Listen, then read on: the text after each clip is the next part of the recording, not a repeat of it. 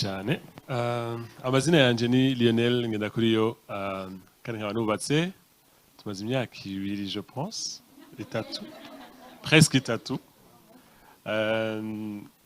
kandi tukunda Imana ndi kumwe n'umufasha wanje mwiza cyane Precious Mugwiza so dufite umwana umwe n'undi ari mu nzira urumva and tashima Imana byose ni byiza bro je n'umumengo cyo probably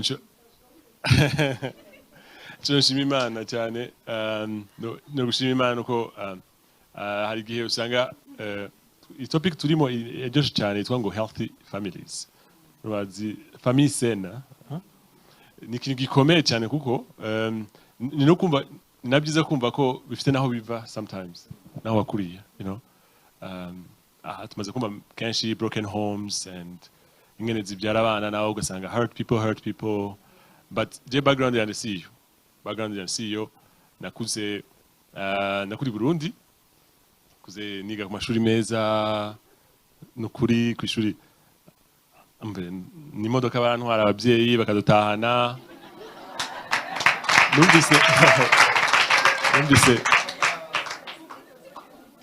nigeze kumva umuntu avuga ngo ibintu ngo hari igihe ukubitwa ngo ukabura amafaranga ukaja kwandika muri kaye kuri boutique cyo nabaga ati birabaho kumva kukuja kwandika muri boutique ariko mbaye umunyeshuri ngiye muri university nigeze kwandika ahantu hamwe muri kaye umunsi umwe ndavuga ati wow byane birabaho you know so icyo nshaka kuvuga ni kumva ko neza ko background yanje famille nakuyemo byafashe cyane cyo nabikaminze n'ukungene famille yanje imeze no munsi you know n'ukuntu twahuye na Precious ukuntu dushobora kuba tubanye no munsi so hari ibintu byinshi usanga kenshi tuvuga ko ababyeyi bagira ibibazo nabyo famille nziza like nakunzemo na papa tambara mama rock urumva dimanche musangira tureba telenovela zigihari ico gihe bera Netflix hagiriza telenovela tukicara tukareba tugasangira nigiye nagiye kwiga hanze ababyeyi bameshinga ashobora ko every year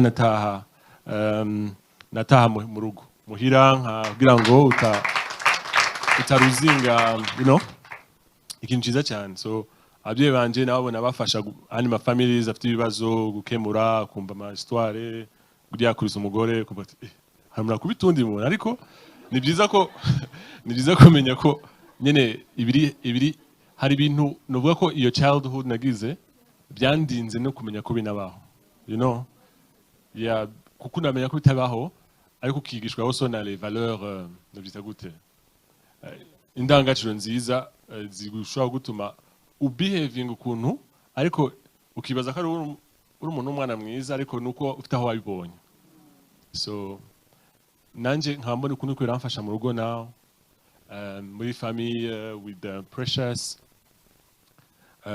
recently twakubyara umwana mwiza and narebye ukungene abyaye navuze bimwe byo ko mama wasigara usanga nk'umumama akuze asigara kuri hospital ngo asigara ahitaho umwana umugabo aje kuryama mu rugo nje kuryama mu rugo hari umwana wanje hariyo ndavuga ati nje nza gustaying no munsi you know so namaze nk'ukwezi amezi 2 namubwiye Precious ntukore kuri pampers bon ntagira inzi ngira bikora pampers ngo kumwoza kumuhanagura byose nabikoze pendant amezi 2 we atabikora and bibaza ko ari ikintu cyiza ko umuntu ntabivana mu kirere hari ahantu nawe baragize ikintu Imana yamuhaye ababyeyi beza agakuriramo ari famille banamukunda abana gukunda so nkumva nanje ndi sympathy for her kuko dukunze kumva abadamu bagira ngo post partum depression kwera uronsa urunamye umugongo umwana bakomeza bakubwira akacaza nk'aba aunties nka 10 bakakubwira ati umwana mufata gutya igikoma bayibona igitoke bana sinzi ariko ubunye it's funny now hari umuntu igeze kumbwira ariko ndabigiyemo naca ntinda cyane ariko yatubwiye ibintu bitabaho yambwiye ati urumva ngo umwana ngo si byiza ko atura umubiri kwibere nabati tamaze ibintu wari kuyehe ngo niko bimeze sasa ubu sigaye checkinga kuri ChatGPT gacuga ati tantine ko atubesha so ugasanga ariko ugaca wumva nyene de le sens yabyo siko ndatera inkuru n'aba ndavuga ko bidakenewe kumviriza ariko nuko sometimes ari gihe society gushiraho pressure ugasanga nawe kwera umuco umugabo aricara muri salon akakira abashitsi ameze neza umugore ari mu cyumba you get so it's numva umengo imana through my journey yafashije kubirekura becoming the man ndahagera ariko vraiment numva I'm doing my best I'm becoming checking bakora avuga sinzi ko niba navuga kuri yose nuko ngene naciye growing amuko growinga na wabivugaho yego kuko nta buzima buri pink buri rose ahantu hose so nakuze ndi nkunze cyane famille bimeze neza and then niga muri S3 sinzi uko natanga kuja mu byo gusenga ahantu and numva ko bavuga ngo Imana ko Jesus bakamuvuga nk'umuntu wengo baramuzi jewe ndayizi aho twasenga navuga twarasenga aho kabwira nk'ubona ukapeta amajambo you know ukumva ni nk'umuntu akavuga muri corridor wana uravuga ijwi ukaryumva rigaruka you know ariko nyene numva mbaye tash twumva ko hey byashoboka ngirwa kwizera njya mu rugo ndasenga ariko mu gusenga kwanje ndabwira Imana nagiye mbona abantu bita ngo abakizwa barokore abantu baba bonomo gatukura urumva ugasanga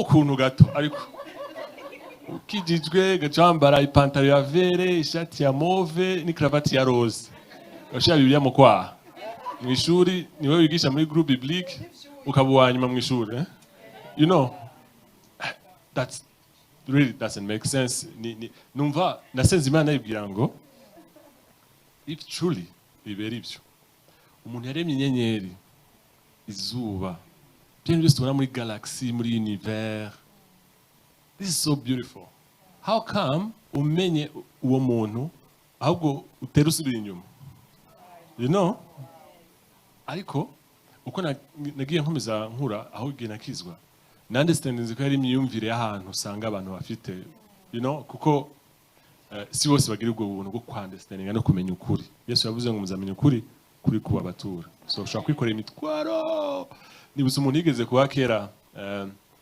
yavuze ngo yarakijijwe agaca yicaye inyuma ya televiziyo ko kuraba televiziyo n'icyaha aravuga ati tonton c'est comment urumva ukumva nyene ko ari so je nanje nkijijwe nakijijwe nimba nko muri S3 nja muri S4 mfite nk'imyaka nka 14 15 you can imagine I was still young and ubuzima bwanje buhinduka like 180 degrees mwishuri bon sinavuga ngo kubagana ibyatari niko ndanavuga cyane mwishuri ndavuga sana hari ikintu bandika kera ku mwishuri bita ngo liste de bavard so jewe barashiraho par défaut liste next week urumva baranyandikaho kuri liste next week kuko bamutunguye avuga ati abari baravuga ni bande riyo ne bari kuri liste urumva so akama nabafuti nyene yukira umwana umujene tusa hama nkijijwe like si bimwe no kuvuga ngo umuntu yakubwiye ngo gira gucya witware gucya like it came from within nyene ndahindutse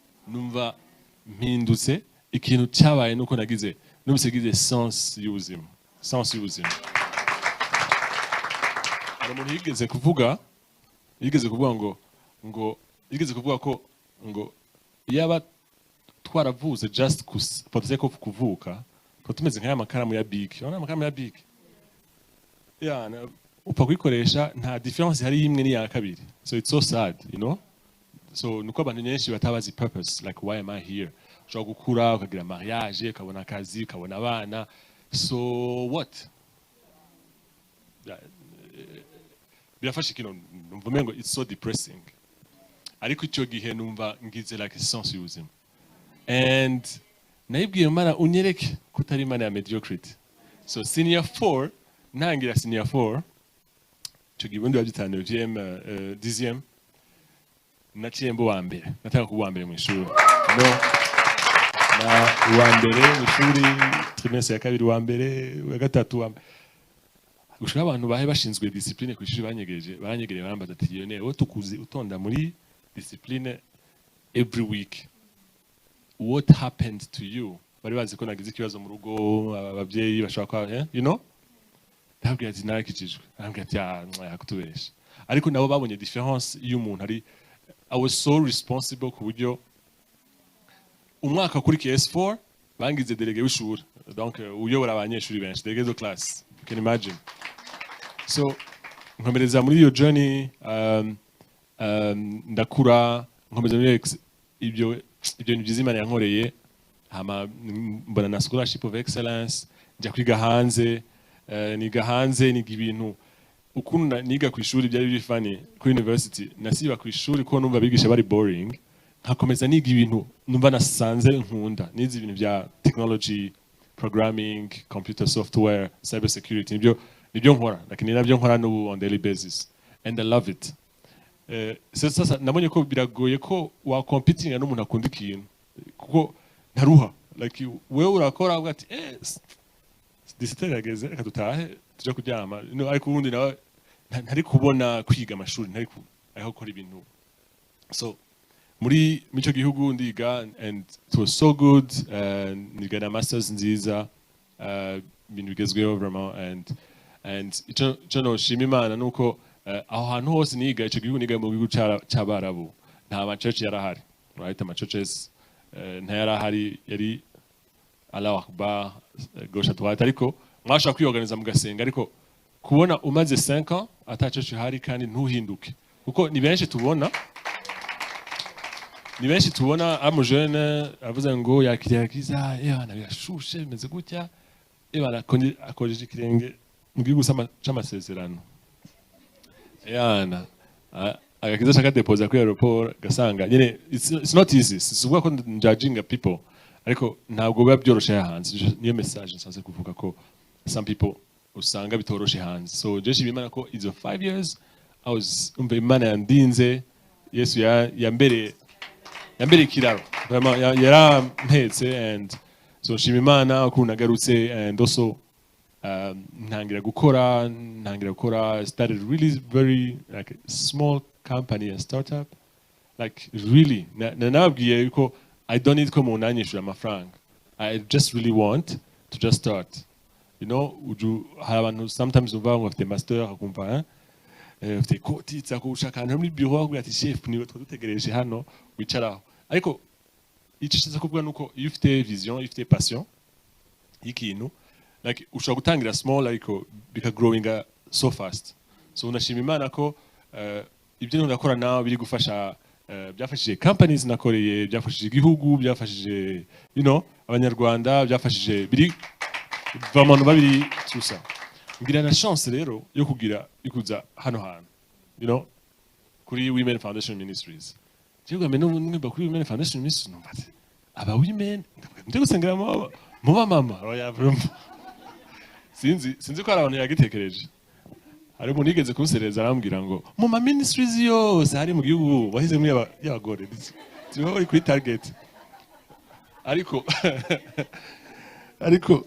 igituma ndabivuga nuko hari abantu nabo babizi ko hasengera abamama gusa vraiment nukuri cyangwa mama abadamu abakobwa but nagetinze kumenya ukuntu bimeze and nukuri nahantu heza cyane nukuri no encouraginga kuzaza kureba gusa ukumva ubwiza bw'Imana buhari ukumva ibiganiro nk'ibi bizima you know hari gihe twoshaka kuvuga ngo tuvuge umugorogota Yesu yarabirangije byose ukamenga aba families yacu turabamarayika alors que you get in the muri ibintu nk'ibi one understanding also ukungene there is also part of becoming you know ntabwo ukora kuvuga ngo wow shabaye abantu bararenze vraiment no kuri bari mwibaba mw'ijuru vraiment no kuri ariko ni ibintu building you know and then buildings and ndiyo na mawafa za kubivugaho ariko ukungene Imana yahinduye ubuzima nkaba mfite akazi ubu mfite akazi keza ndakora cyane kansaba karamfata cyane nkaba ndi home umwana muto akika atambuka just recently afite the new baby yaje ni gute it's not easy kugira ngo managing byose no gukora n'Imana rero en plus ugakorera Imana ko sindi muri abantu batendinga church bakavuga ati haleluya tumeze neza dutahe n'abana ariko numva shaka kugira icyo nkora kuko numva ari ibintu byiza cyane you know so ni mumengo mu magambo make ni hari igihe ureba abantu ibuzima babayeho ariko ugasanga nabo bafite ababivomye, bafite ababivomye, ababyeyi beza, family nziza, which nagize also la chance yuko na my wife nawe she has a similar background, right? So murakoze cyane, cyangwa navuze cyane. Wow. Biraryoshye. Turaza wenda kukugarukaho cyangwa tuze guha ijambo umubyeyi. Precious, reka tukubaze. Precious nk'umuntu wakuriye mu rusengero, nk'umwana wakuze umuryango mwiza, usenga, utaramenya ubuzima bwo hanze, ariko ukaba warakuze uri successful, ugakomeza ufite fresher, usa neza. Hari abantu benshi bazi ko gukizwa ari ukwigomwa ibintu byinshi, ukajya uhora wambaye ibintu nta fresheri, bakagira ngo hanze niho hari fun cyangwa se vibes, good vibes. Ariko wowe ukuntu usa, turashaka kutubwira amakuru. Wakuriye mu gakiza, usenga, ariko ufite fresheri pe. Tubwira amakuru y'ukuntu umuntu ashobora gukura akizwa mu muryango mwiza, ukijijwe, ariko akaba ameze nkawe, kandi ubuzima bwawe bukaba bwarajemo success. Thank you, Toto. Thank you, Apostle. Namwe mwese mudukurikiye turabasuje.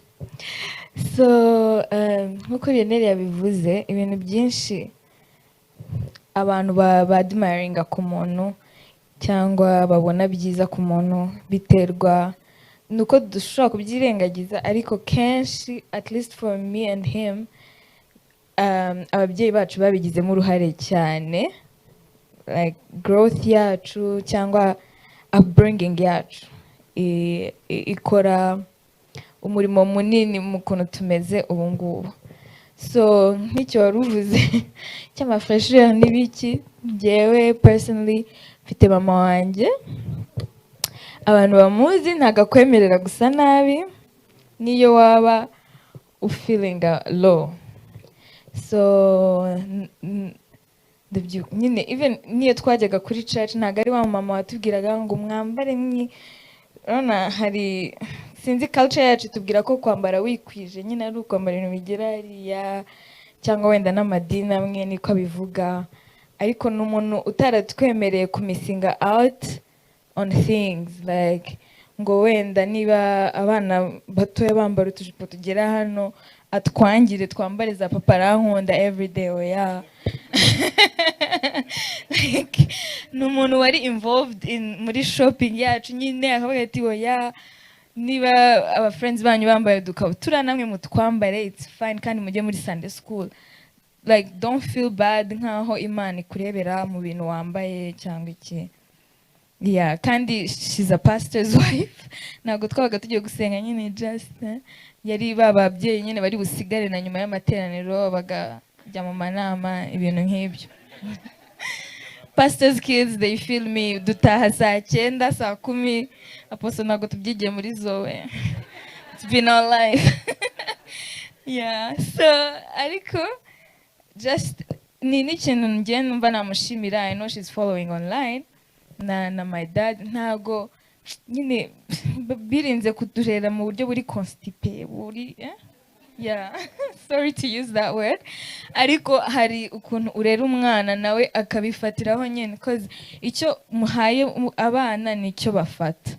So ariko nanone si ngombwa kurengera, like kumwigisha uburere ukavuga ati hano wambara gutya, hano wambara gutya. Niyo mpamvu dushobora guhura on a weekend nyine nambaye kanzu ya weekend, undi munsi like it's a corporate day, like you know where to put things. Yego. Wow. Ndabizi ko ngiye ku ministering, for example nk'ubu ngenda umuririmbyi ariko ndirimbira Imana, so nzi byo kujyana aho hantu nabwiye kuririmba se, cyangwa if I'm ministering I know how I have to dress. Yeah, so ibyo ndabishimira Imana, ariko muri upbringing nanone capturing ibintu ahantu hatandukanye. Nshobora kuza kuri church nka admiring mama Claire cyangwa Jojo cyangwa Apostle, like bitewe na style nkunda. It's not bad to admire someone and learn from them and you know, ugire role model mu kwambara se ko hari abantu bishyizemo ko role model nyine ni iki nta bindi. No, you can have different role models mu bintu bitandukanye, and it really helps iyo ufite abantu ureberaho, kuko uko nari meze like ubundi umumama 2 years ago I wasn't a mom, hari ibintu byari ku making a sense, ariko ubu ngubu yeah there is a little bit of change, ariko I don't have to change uwo ndiwe, ntabwo ngomba guhinduka ngo mvuge ati kubera nabaye mama rero ubu ni time y'amabubu, oya ni Wow. cyangwa ngo umpe igitenge nibuke kuzajya kukidodesha, ni ukuri bizangora cyane, byamfasha ukindodesheje ukakinzanira kidoze, urumva. So that's just me, ariko hari undi muntu biri buryohere kuva kwa muganga yambaye babyita iribaya I think, yego abyambaye agasohoka akifotoza n'umutware we, you know, umubyeyi.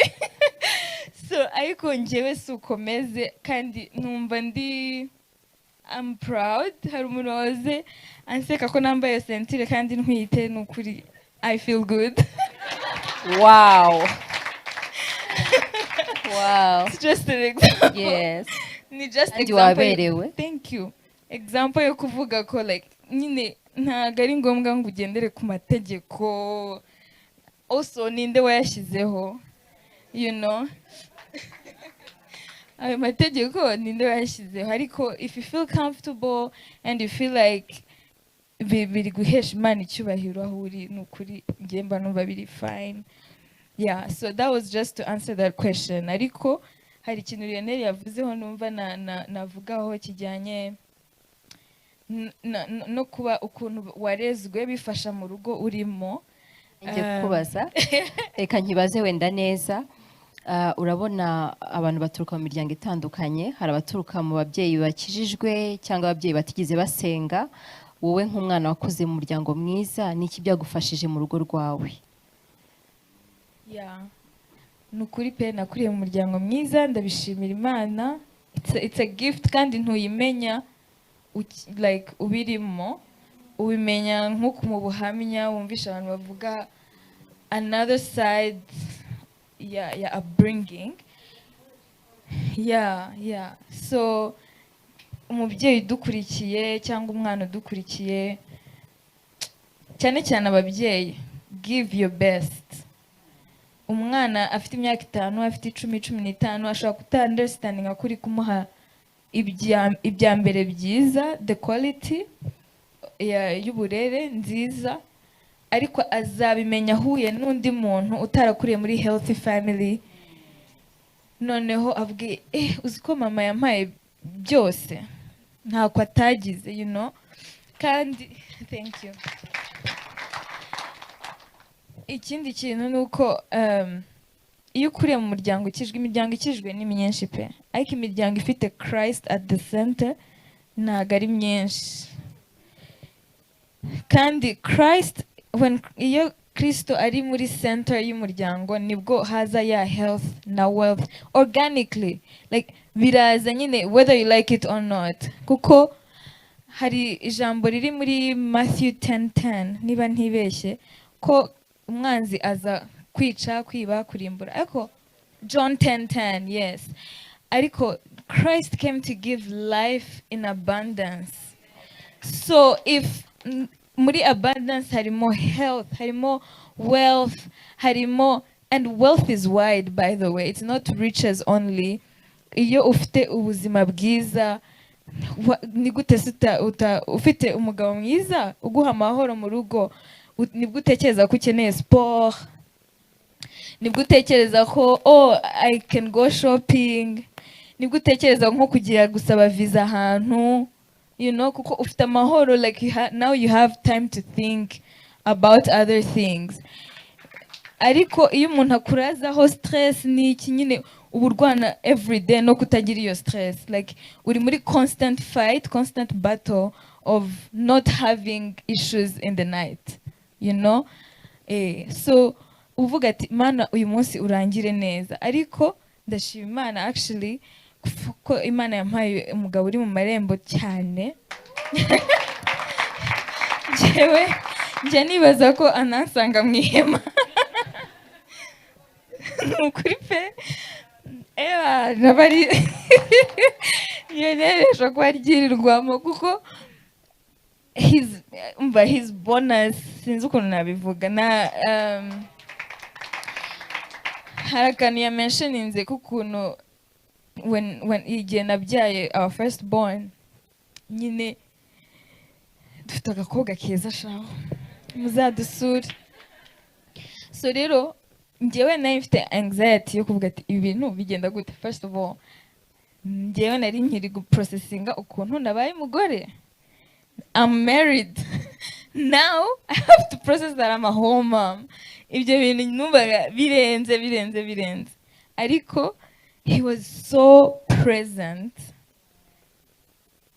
ahubwo ubanza yarari no muri future kuko n'umuntu we-educatinze igihe cyose nari ndi pregnant yabaga ari yabimentioninze ChatGPT ubwo abayizi barayizi na it's this app ahorana on the phone like nyine twageze aho tuyita ngo uncle ChatGPT kuko umwana wacu ikintu cyose twavuga umuntu ababaye mu mugongo bigenda gute like twajyaga kujya kwa muganga dufite amakuru like dushaka just to confirm icyambere na makuru so tukagera kwa muganga tukumva ntatubwiye hari ibyo yasize detail yasize none se akangaka ko iyo bigenze gutya ati atako murasoma cyane mwebwe agatangira kutwihaniza ariko that's how good he was during that time kandi yabivuze ko nawe na okay ni gift man iba yarashize mu muntu ariko yabaye nurtured you know from a very good family and now it's nurtured nibyo biri gufasha na mu rugo rwacu so nurturing a person niwe uherutse kubitwigisha ko umugore wese akenera a nurturer so I'm very blessed to have a mom who nurtured me. Mama wanjye yaranurturinze yarandeze neza mu burere bwiza na my dad he's so present emotionally present yazaga kundeba ntwite akansohokana cause nubwo Lionel aba ari present ari busy ariko wagira ngo barwanira kumpa care yeah so ibyo bintu rero iyo bifite nta excuse mu by'ukuri sibyo nta excuse uba ufite yo kugira manque ya affection ibiki nyine ntitubura nk'ubu ngubu kubera mama wanjye adahari ariko still kubera ibintu yashyize muri wowe ni byinshi cyane ku buryo it protects you no mu gihe adahari you know so noneho mpuze mpura n'undi mu natural mwiza Imana ingirira ubuntu uko kuntu Lionel yakirijwe akiri muto nanjye nakijwe ndi muto cyane ariko noneho ngira n'ubuntu bwo kugira umunatural spiritually ariko noneho ugera even deeper than the spiritual ariwe apostle wacu na yes ni umuntu wamfashe ndi a teenager ata Imana yamuhishuriye gato of who I am noneho anyiyegereza sinzi apostle afite gift y'ukuntu afata umuntu ukuntu aje muri ango aje mu ndibuka ko nzayambwiraga ngo Precious she's my friend kubera ko sinzi like nanjye nkumva shandarenze she treated me really like a friend kandi nanjye nkamubwira ibintu byose as if I'm talking to my friend nkamubwira naba numva namukumbuye nkabimubwira like ko twahuye ndi hafi no kujya muri university nakumva namukumbuye nkabimubwira nkabimwandikira naba namusengeye cyangwa hari nk'ikintu Imana yambwiye nkabimwandikira yes and honestly your relationship yatumye noneho mufata like yeah she's my pastor she's my mom she's ibintu byose like I used to tell her everything and I still do ntago nabiretse kandi ndamwubaha ndamukunda arabizi ariko she's my nurturer and I respect her in that level of her being my nurturer n'umuntu ushaka kungarura you know if umuntu ushaka kukubwira like ukabyumva it helps you in your marriage it helps you even to listen to your husband, kuko niba narabashije kumwumva ndi mutoya nkumva mama nkumva n'abandi, it's so easy for me to listen to what he tells me as the head of our family. Yeah. Natinze, I think I don't know, nshobora kuba navuze ibintu byinshi wenda ariko ndumva ari ibyo. Wow. God bless you. Icyanyuma Precious, nk'umugore mwiza uri mu ihema, ni gute ushobora guhuza inshingano zo mu rugo n'izo mu rusengero? That's interesting.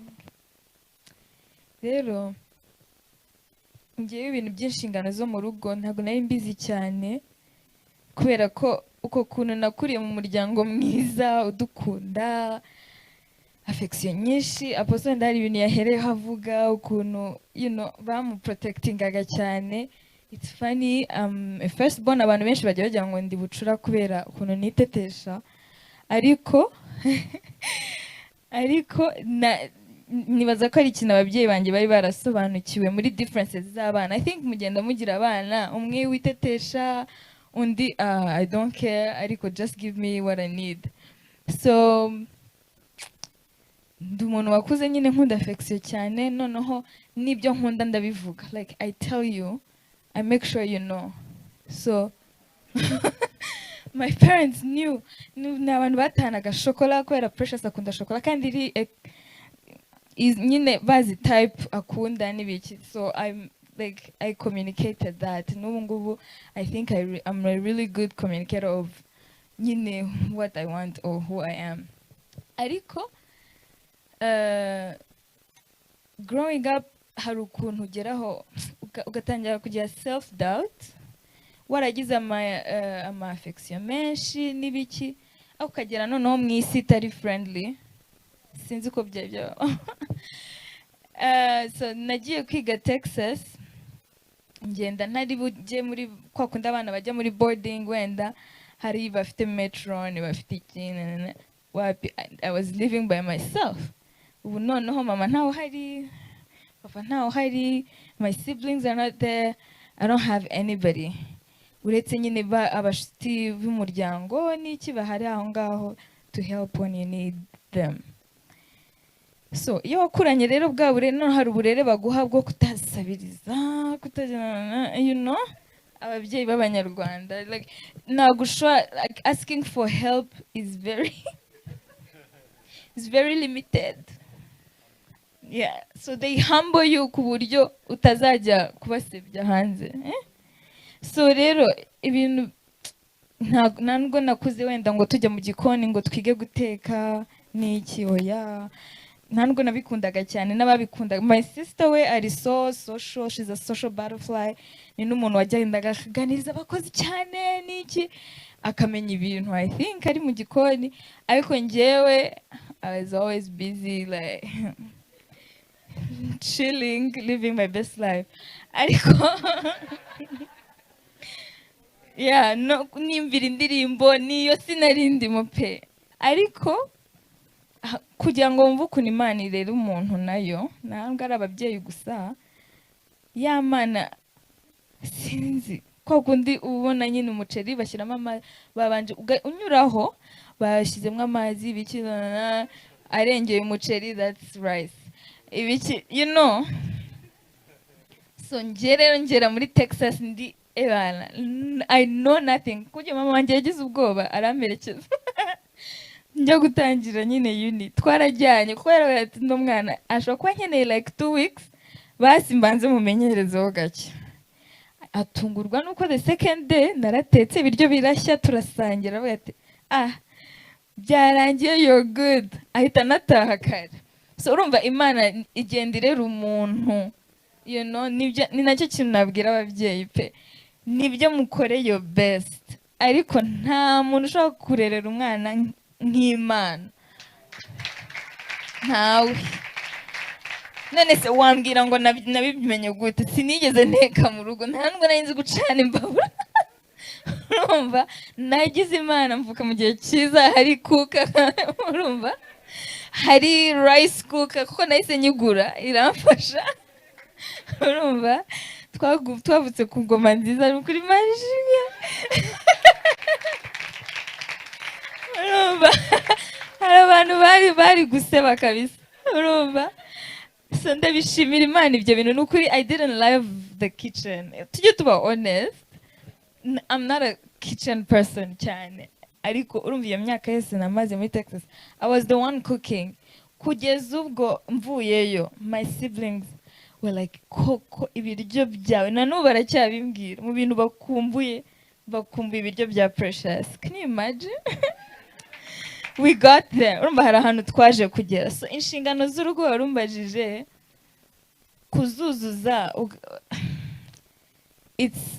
nakwita ngo ni planning pe, twigira ku mushumba kandi akunda kubivugaho tukarita mu matwi tukabimenya, you know. So my mom, even Apostle n'abantu, kandi mama wanjye yari a career woman, so I used to see how she runs our home. So you have to hire people bagukorera ibintu ntunanirwe ntupfe nabi.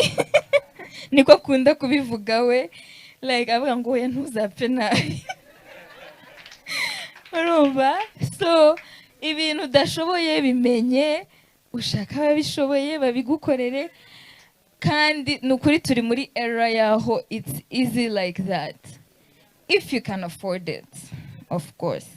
Kandi nibyo udashoboye ku affordinga, kuko nabo bantu ushaka guharinga hari iminsi wenda they go home nabo. Also mu gihe utabizi, iyungura ubumenyi ntacyo bitwaye kumenya guteka umuceri, kumenya guteka some spaghetti zirimo chicken alfredo, like utwo tuntu twose kutumenya ntacyo bitwaye mu gihe bikenewe, you know. So ukuntu mbihuza rero n'inshingano mfite muri church, kuri church nabyo ni ubuzima bwanjye njyewe, it's my life, kandi twabigize a priority mu rugo rwacu, kuko twahuriye mu nzu y'Imana. By the way, wenda ntabyo twavuze ariko twahuriye hano, so it's easy for my husband kumva ko yego ibintu birapanze mu rugo, nasize tuvuze ibyo buri muntu icyo ashaka kurya ibiki n'ibiki, and then tukaza kuri church tumeze neza. Niba hari inshingano mfite kuzuza hano nkazuzuza, niba ntaha saa munani kubw'impamvu z'akazi, he gets it because he's here with me most of the times. So which nibyo ndi encouraging ko niba muri na married nukuri, ukabura umugabo ukabura umugore, muri kudukurikira mushake ukuntu mujya muri church imwe, mukorera Imana hamwe. Yeah, support your wife, support your husband, kuko iyo muri kumwe, trust me, imigisha abasanga hamwe. Umushumba ibyo ari bwigishe murabyumvira hamwe. Uziko niyo natashye wenda ko hari igihe aba busy wenda ntaze kubera akazi, like it's easy for me nawe abashaka kumenya ibyabaye. By the ubu rero like tuzi ko mu gitondo iyo adahari cyangwa ngeyo ntaje, like abyuka ama updates, habaye iki, like tugeze kuki, tugeze hehe, you know. And your excellence uko iva kuri church iraruninga mu rugo rwanyu.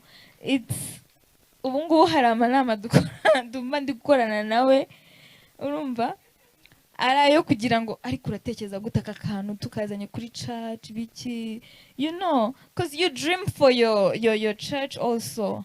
Yeah, you know, it becomes your life. Wow. Yeah, byabaye ubuzima. Wow, mbega ibintu byiza. Imana ibaho umugisha cyane, muradufashije. Precious uri imfura gusa. Apostle hari akantu kamfashije kuri Lionel.